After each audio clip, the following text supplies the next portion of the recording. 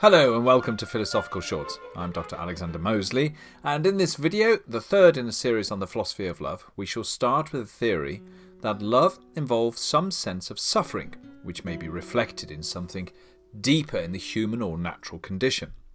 To explain this, we can either refer to the biological inheritance of our species, our genetics as it were, or we can refer to what philosophers call metaphysics, grand theories about the universe as a whole.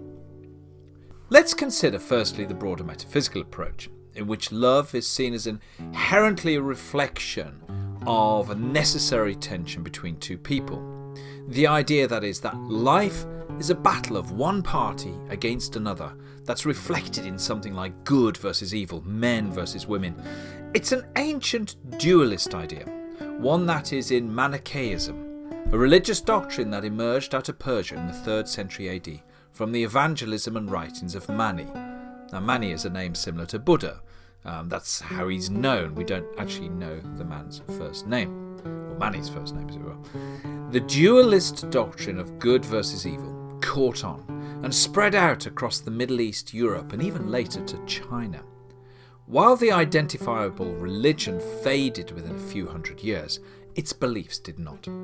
Indeed, we see this good versus evil dichotomy or dualism, this metaphysics, in films such as Star Wars, where the dark side versus the light side of the Force, and novels, and is arguably the basis for the philosopher Hegel's analysis of human history, in which two sides battle each other for mastery, or of Karl Marx's description of human society converging on a final battle between two classes, the workers and capitalists, though that has been adjusted in more recent decades as a battle between the sexes, or the races, or more recently of heterosexuality and non-heterosexuality. Skipping over the nuances of such dichotomies for now, and focusing on the mating ritual between potential lovers, this supposedly inevitable struggle is made manifest through the romantic game. It has strategies and desired outcomes, and for metaphysicians, people who study metaphysics, it reflects the tragic reflection of the ultimate nature of life on earth as one of suffering. Now, for those of a Buddhist or Stoical persuasion, this makes perfect sense because sexual attraction, desire, amorous feelings imply that we fall into the trap of personal attachment, and any attachment is the source of human suffering. But must love involve division and suffering? Can it not be a more positive experience when we fall in love? Do we have to suffer the blues? Or does it have to be tinged with the fear that the love will not last, or that tragedy will inevitably strike? A lot of songs about love speak of the pain, the hurt, the loss involved in love. And interestingly, the German word for passion, for instance, Leidenschaft, has its roots in the word Leiden, or suffering. Yet our three levels of love that we looked at in the previous videos, Eros, Philia and Agape, or even a four-tiered system we could say, if we include the upper-level Christian version of Agape, which seeks to recognise God's love for us and our love for God, can cope with these broader questions and other philosophical problems if we consider the divisions or strata of our being in the world, or if you prefer, our level of consciousness. So what do we mean by this? Well, let's jump in at this level of Eros. We're looking here at an instinctual love, or an erotic attraction, as immersed in the urge to be with someone, a sexual desire. And we'll stay with this amorous, desirous sense here to keep things simple. Many thinkers have presumed that there is a binary element operating in us all, the animalistic, instinctual drives versus the rational human element. And the story of Dr. Jekyll and Mr. Hyde aptly summarises the fall from rationality by Dr. Jekyll, who releases that beast within him, a forceful, uncaring energy that he had seemingly repressed in childhood. It is a great story, but one that also reflects the division in our human condition. On the one side of that division, we get caught up in amorous attraction for a beloved, an attraction that we seemingly cannot help, and which can generate what the Greeks termed a mania, an irrational addiction, note the word irrational, without reason, as well as what the modern world has colloquially termed the blues. While the rationally minded philosophers, counsellors and psychiatrists have sought to raise our consciousness above instinct and addiction, they may give a nod to its power, but it is not something to identify ourself or our being with and to live with. Yet modern psychological approaches and the corresponding anthropological schools do place a great deal of emphasis on this aspect of our nature. So let's go deeper into this side of the equation. The animalistic sexual desire we have for someone can be said to be rooted in our incarnation in a human body, a mammal, a member of the vast array of life on Earth that reproduces sexually. We are in the realm of biological determinism. We do not find ourselves in the realm of asexual reproducers such as aphids, hydras, Amazonian mollyfish, whiptail lizards, and even some sharks and other species when no mates are around. Being sexually reproducing species determines that the next generation requires a mating to occur, and that opens up a massive range of behavioural adaptiveness and quality checking procedures, we could say, to secure the best mate. In the human realm, we have the complexity of language added to our physical appearance and behaviour as well.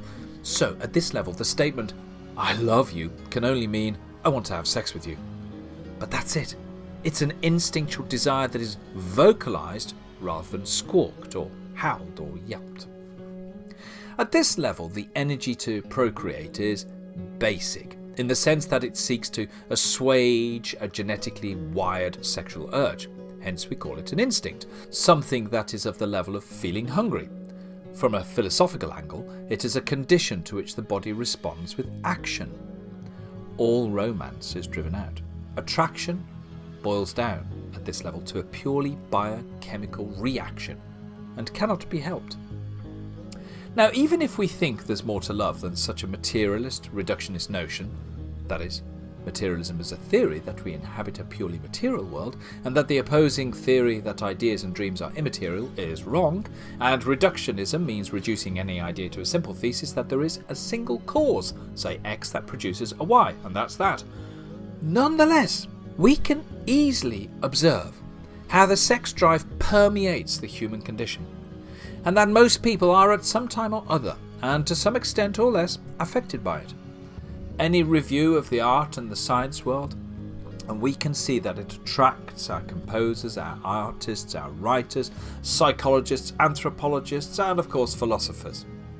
Given that the drive comes from our genetic wiring, we can ask whether love is only a determined response.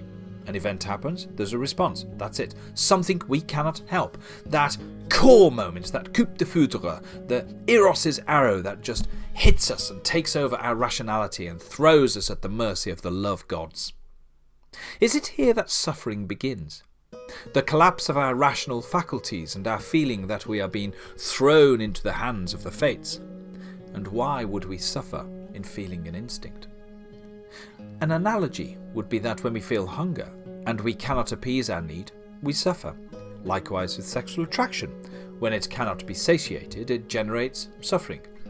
That makes sense. Yet it all seems too easy. Why? Well, we know that we don't always act on an instinct. Even when we feel hungry and we have food and the means to pay for it, we can choose to forgo eating because of a more pressing priority. Yes, sometimes not acting on our instinctual drive can produce its own suffering as we languish in passivity and hopelessness, being lovesick. But we may also suffer from being head over heels in love and feeling joyous and energized at the thought of loving someone. Now, head over heels, here's another phrase suggesting that we've lost our mental faculties, when the beloved may or may not be interested at all in us. In this pre-rational level of love, the turning of our head is a turning from reason, and reviewing the greater context, just like the instinct to buy and eat a sugary cake, reflection enables us to rise above the desire and to consider the implication. It may break a disciplined low-sugar diet. We can recognise that there are healthier alternatives to eat, or we don't have to yield to temptation. It would make us late for an appointment. We know that it goes straight to our waistline and settles there. Now, we can enjoy the observations that the biopsychological school and the anthropologists who draw on biology of life's mating rituals and who point to the evolutionary mechanisms at play here, the cues and the nuances of attraction as observable acts.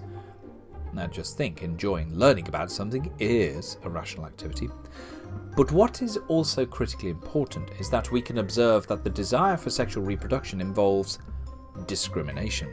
That is its advantage over non-sexual reproduction or cloning. The fittest must show and act on their ability to find the best mate, an action that depends on many variables and reduces the determinism to what geneticists would view as randomness or the game of chance. Why? Well, because in the animal mating game, prospective partners are filtered out in various dances, posturing, showing off plumage or various skills and so on.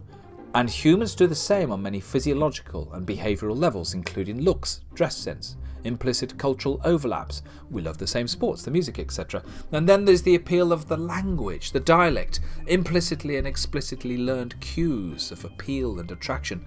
But even physiologically, the basic appeal of smell, something so subtle.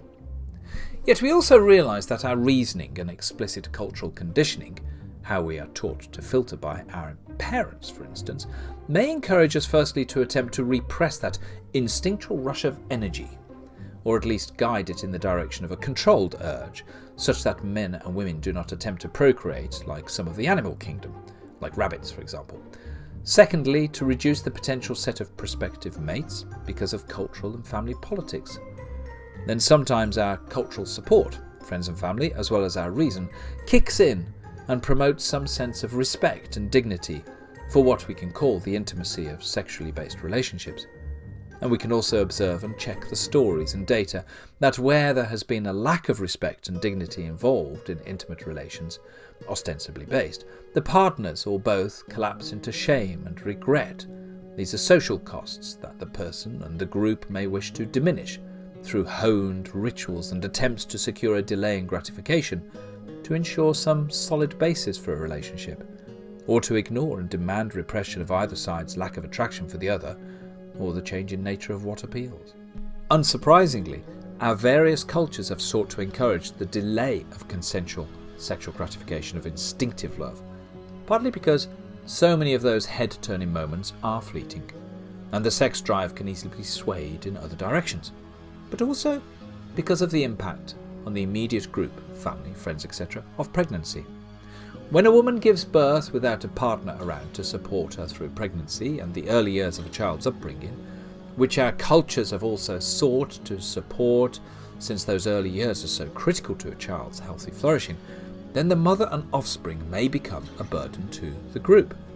When resources are scarce, such consensual but fleeting sex can have economic ramifications for the extended family and the well-being of the mother and child. Now, sadly, our cultures have often been harsh in their judgments, forgetting in the Christian tradition Jesus' reminder about he or she who is without sin may cast the first stone, condemning, therefore, youthful sexual flings. The original reasons for delay in satisfaction may have been forgotten and merely become loaded in social judgment. Even down to the modern times in the West, single mothers have been shunned and sidelined, while in other communities they bring dishonour to the family and may even be cast out. Economically, research tends to show that single mothers have an uphill struggle raising their child or children and are more likely to be future victims of abusive relationships. They are less likely to gain a high level of education, all creating patterns of instability and stress for the children. Now, needless to say, but it is important, these are statistical findings, not causal.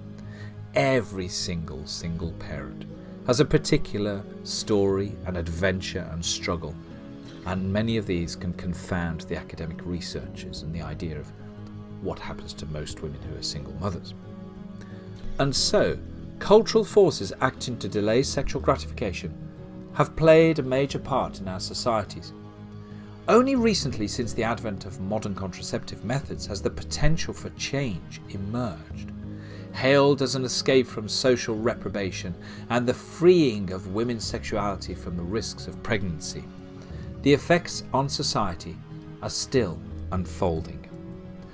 Some note that single mothers tend to help each other out on an informal basis, while governments may offer subsidised childcare or early years support for their children. Now, bringing this together, in some respects the suffering involved in falling in love at this level revolves around desire, the not having, the unrequited love. Perhaps because of cultural and social reasons why two people may have to delay gratification, or the unrequited love of the beloved who just is not interested. Or suffering comes from the Darwinian competition to secure a good mate, leaving the losers to suffer and to struggle on to find a different mate. Yet it can also reflect the cultural modality of restraining the human drive to procreate in a deeply grained understanding that the turning of the head may be fleeting, or that it may be the start of something amazing, so why delay? What seems to be strict paternal and maternal demands on chastity, or delaying sexual adventurism, may have its roots in the impact on families and societies throughout history and prehistory. Yet while the availability of contraception can reduce the risk of unwanted or unexpected pregnancies in the modern world, our social demands for higher educational skills also raises the social and legal bar for Romeo and Juliet to, quote, "Let 2 more summers wither in their pride ere we may think her ripe to be a bride," as her father wished. Now, in the next video we shall review the stretching of this notion of love into a commitment, something promising to last longer than the instinctive fling of immediate erotic sexual attraction. Look forward to any comments and see you in the next video. Thank you for listening.